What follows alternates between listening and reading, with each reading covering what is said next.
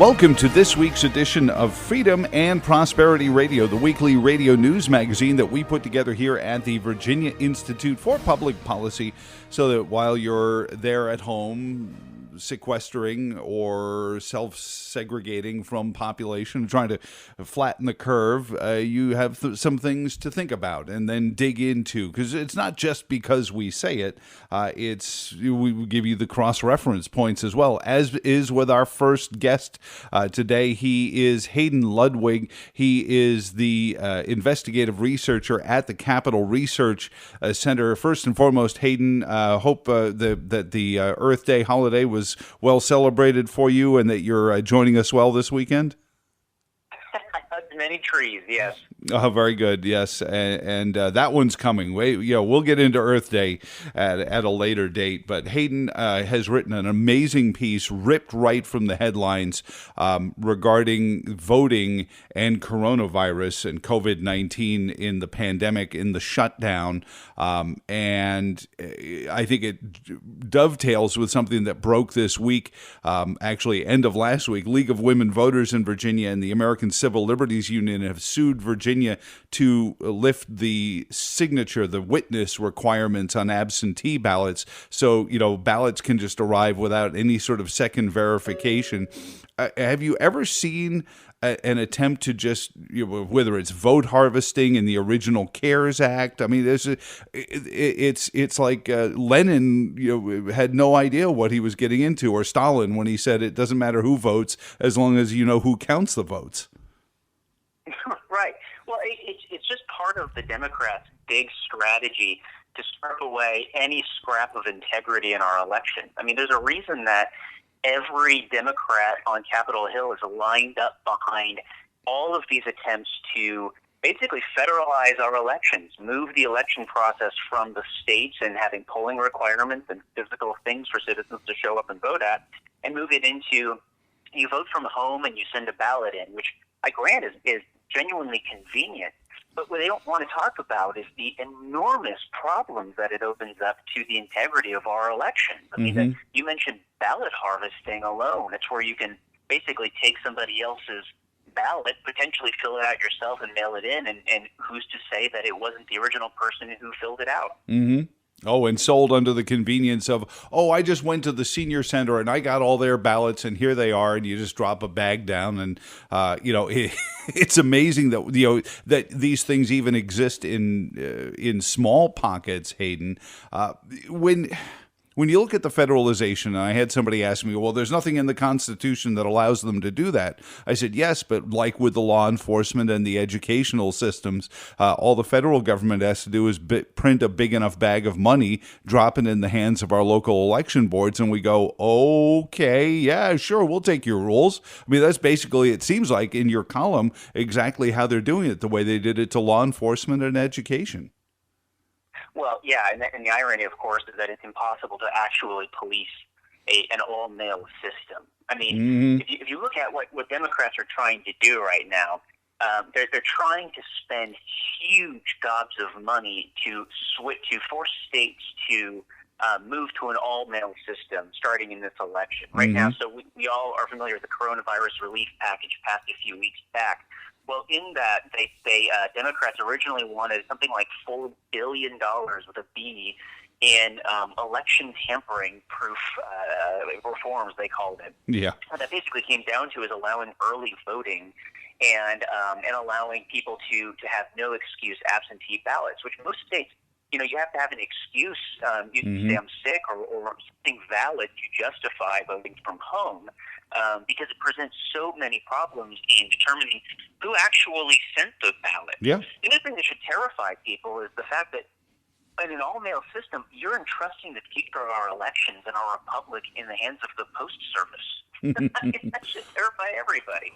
Well, and it comes down to the fact that being in person has a warranty along with it, Hayden. I mean, if walking in and looking at somebody and saying, I'm here to vote and here's my ID, and I am a citizen of this community and I'm going to vote in its election, there's a reality, a warranty to that says, it's righteous versus this mail-in system that, Ed McMahon could be voting for me for all I know. Yeah, there's cases of in Pennsylvania. I was just reading the other day. There was a gentleman in a recent election who had 7 people wrongly registered at his house. People who had just moved away or died even. If that guy was living in a state that went with an all-mail system, he would receive 7 ballots. Now, maybe he's perfectly fine and return them all, but the point is, do we really trust that that's true in every instance? There's actually a report that came out last week that showed that in the 2016 election alone, there were 6.5 million ballots lost by the Postal Service. Lost by the Postal Service. That's 6.5. That's more than twice the number of votes that Hillary Clinton won the popular vote by against Donald Trump. That could change an election. Oh, absolutely. That's an enormous number, and that's without all of these quote unquote reforms. Hayden, how many places that allow for mail-in elections in the country? Right now, there's 5 states that have that kind of the default, like Utah and Hawaii are the 2 that come to mind. And there's about another few dozen that allow it as an option with an excuse.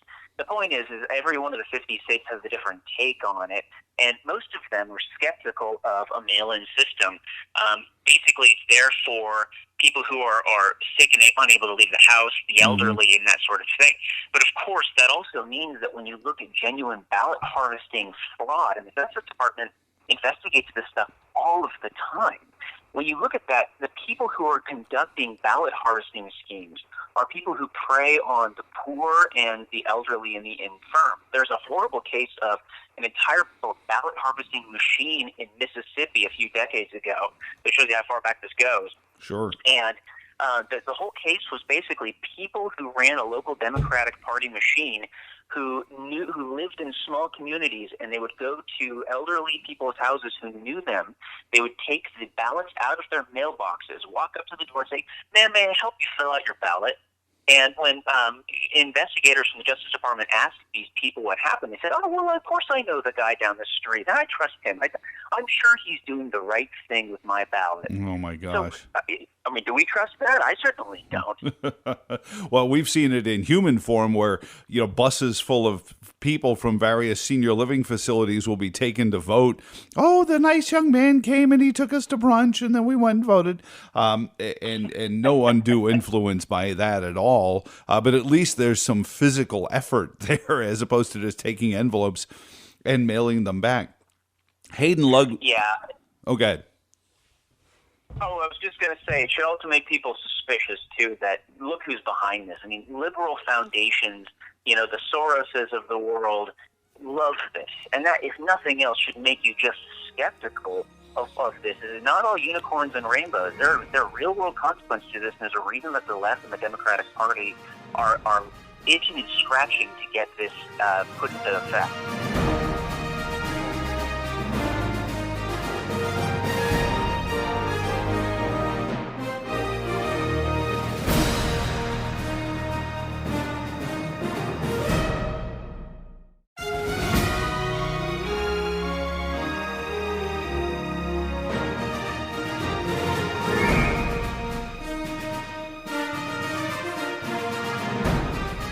Hayden Ludwig is on with us on this week's Freedom and Prosperity Radio from the Capital Research Center. Find him online at capitalresearch.org. We'll post up links along with the podcast to our visit this week. Hayden, we're talking about vote harvesting, vote by mail, no witness requirement. I mean, all sorts of crazy things going on. And I got into this discussion weeks ago under the phrase Democratic Socialist. And I said it's almost a redundancy because all socialists are democratic because they all use the election to win their power. They all go out and they convince the population of some great benefit. All the collapsed democracies of the Mediterranean all happened as people started to vote self-interest. And even more frightening now, we're going to up the ante. Not only are we going to vote self-interest, but we're going to grab 50 or 60 of our neighbors' votes and vote for your self-interest with their ballots, it seems. Right. Well, yeah, if you look at the left's agenda, it is basically the left isn't interested in winning the votes of the people who are already citizens and registered voters. They've decided that they can't win over Americans because they don't believe that they can win the marketplace of ideas against conservative ideas. So they've opted for replacing the electorate with an electorate of their choosing. And if you look at that, they have names for that. They call it the New American Majority, is the term that I see all the time in these liberal groups.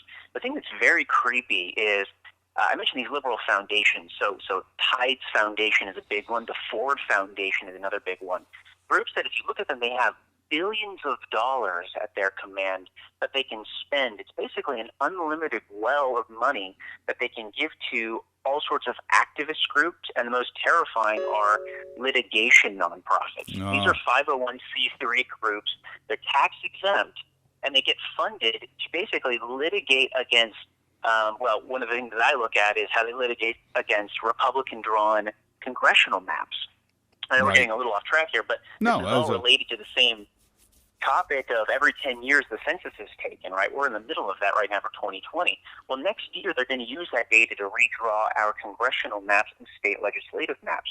That's huge for determining who your representatives are, and the party in power basically gets to draw that. Well, the Democrats have decided they don't just want to win the elections fair and square. That would be one thing. Instead, there's guys like Eric Holder, the former attorney general, who's running a group called the National Democratic Redistricting Committee. It's as partisan as it sounds. And his whole goal is basically to hire lawyers to get Republican-drawn congressional maps thrown out, calling them gerrymandered. That just means unfairly drawn, whether they actually are not.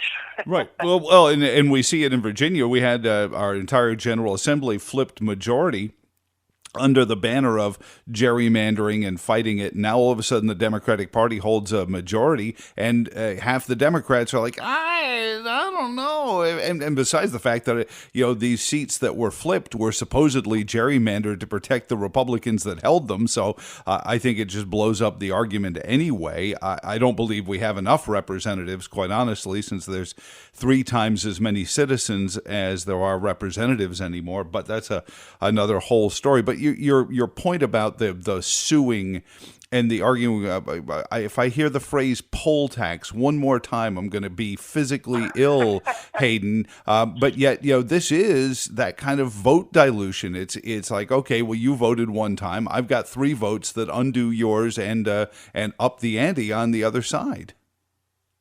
Well, and the whole strategy, you got to remember, is they don't want to just win the next election.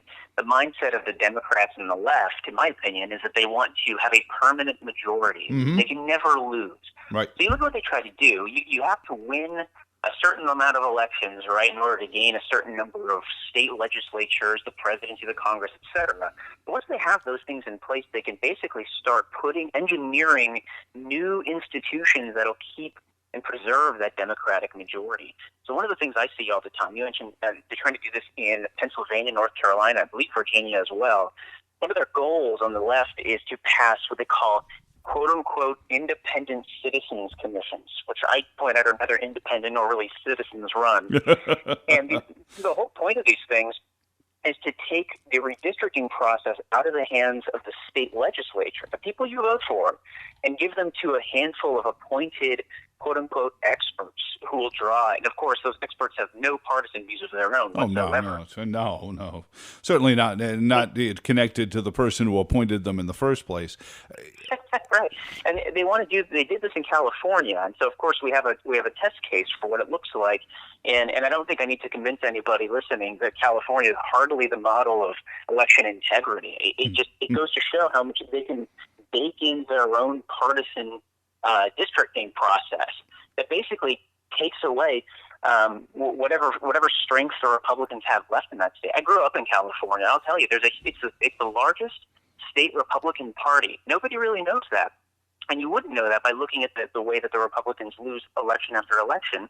And a large part of it is because they have institutions that are built up by the Democrats that basically kneecaps them in every election. Oh my gosh. But that's the thing to be warned of. I mean, it's not just the fraud that's rife with mail-in voting, especially if we eliminate the witness signature on top of that.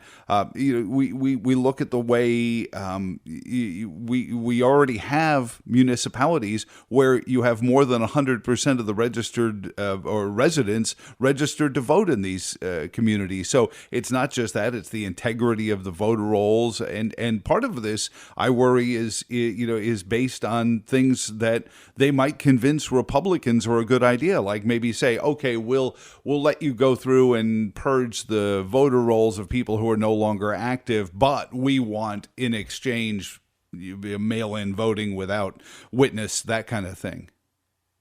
Yeah, it's the same argument, right, that we always see with preventing voter ID laws from being put in place. Everybody knows that, of course, it's the most common sense thing you can do. You have to have an ID for any number of important things that you do, right? But of course, voting shouldn't be one of them. Well, that's nonsense.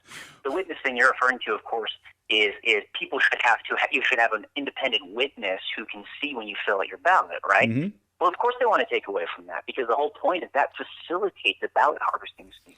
Well, yeah, because if you have a second person that you're asking to commit voter fraud, that becomes a little bit harder to do. The conspiracy starts to get a little dodgy when you start saying, "Hey, I'm going to commit voter fraud here half a dozen times. Will you witness it, and maybe you go to prison along with me?" Right. Exactly. I think where these things matter is there's the left says that voter fraud doesn't exist. Right, and certainly we don't want to exaggerate the existence of it, but you got to look at tight elections. That is in close races. That is where voter fraud actually matters. It doesn't matter in a district where a Democrat or Republican is going to win by 30 points. No matter fraud is going to win that election for you. Rather, in places like the 2016 election in Pennsylvania, in Virginia, where it was relatively close between Trump and Hillary. If you can have a few thousand votes that disappear or suddenly show up, you've got to remember, vote by mail means you can mail it in the day before, the day of the election, and if it shows up a week later, it's got to be counted. Yep. So that just opens up any amount of tampering that can be done with it. It's in close elections like that this kind of tampering, this kind of voter fraud, can actually make the difference between who wins and who loses.